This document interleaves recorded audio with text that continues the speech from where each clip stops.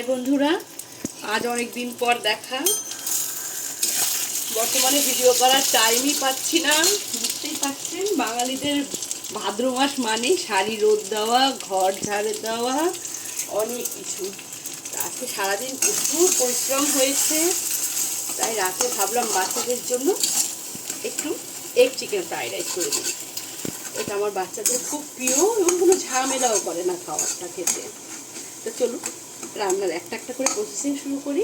প্রথমে আমি এখানে 3টা ডিম হালকা তেলে ঝুরি ভাজা করে নেব।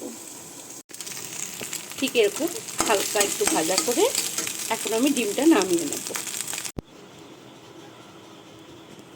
এখন আমি এখানে কিছুটা তেল অ্যাড করব।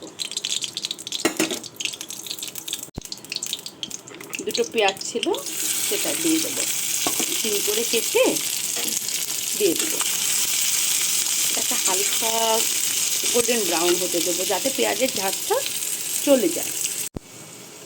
দেখুন আমার পেঁয়াজটা ঠিক এরকম ভাজা হয়ে গেছে। এখন আমি এর মধ্যে অ্যাড করে দেব চিকেন।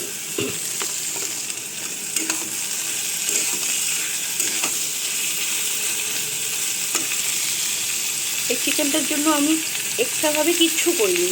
দুপুরবেলা চিকেনের ঝোল রান্না করেছিলাম, পাতলা ঝোল। এখন ওরা কেউ খাবে না, তাই দেখুন শুধু আলুগুলো রেখে সবগুলো চিকেন তুলে একটু ছোটো ছোটো পিস করে দিয়ে দিলাম। এর জন্য আমার এক্সট্রা কিছু না, কেন কি এর মধ্যে রসুন আদা সব কিছু গন্ধই আছে। তার জন্য শুধু পেঁয়াজ ডিম আর চিকেন দিলেই ইনাফ। এখন এটাকে হালকা ভাজবো। এখন আমি এর মধ্যে দিয়ে দিলাম ভাত।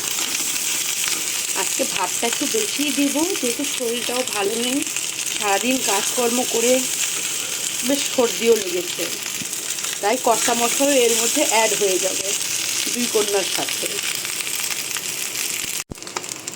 চলুন এবার এই শর্টকাট ভাত ভাজাটাকে একটু রেস্টুরেন্টের তরকা দিই। প্রথমে আমি ডার্ক সয়া সস অ্যাড করি, তারপরে হালকা একটু গরম মশলা, তারপরে দিই কিছুটা কাসুরি মেথি,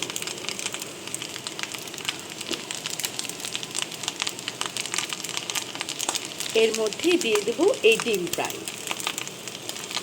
ডিমের ভুজিয়া যাকে বলি আমরা।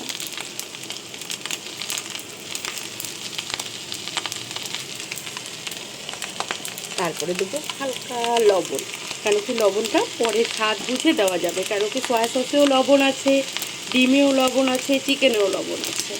তো স্বাদ বুঝে পরে লবণটা বাড়ানো বা কমানো যাবে। চলুন এবার ভাজার প্রসেসিং করি। এই দেখো আমার egg chicken fried rice ready. বলুন সবচেয়ে শর্টকাট রান্না কিনা? Now ready to my egg chicken fried rice. এবার কন্যাদের দিয়ে শুরু করব। খুব চটপট এবং টেস্টি একটা খাবার। ওকে চলুন, গুড নাইট।